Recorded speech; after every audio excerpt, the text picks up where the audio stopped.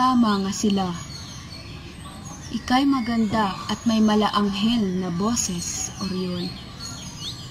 Ako ay iyong hinahanap, matipunong Handyong.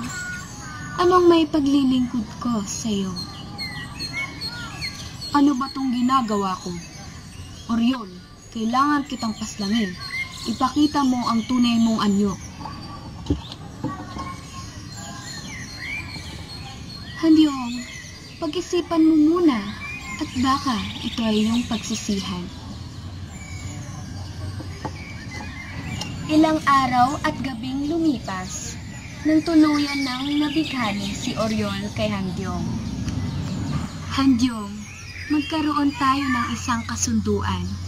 Tutulungan kita na mapaslang ang lahat ng mga halimaw dito sa Ibalon. At paano naman kita mapagkakatiwalaan? Dapat ay matagal na kitang napaslang.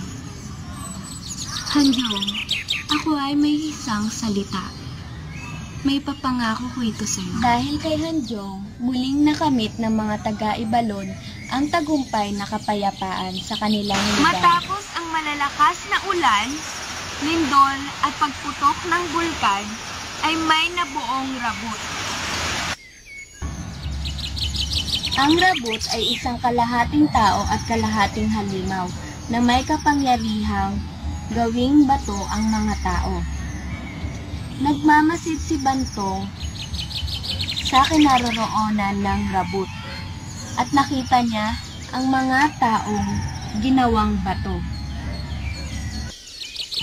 Habang natutulog ang rabot, mabilis na hinati ang katawan at napaslang ito ni Bantong.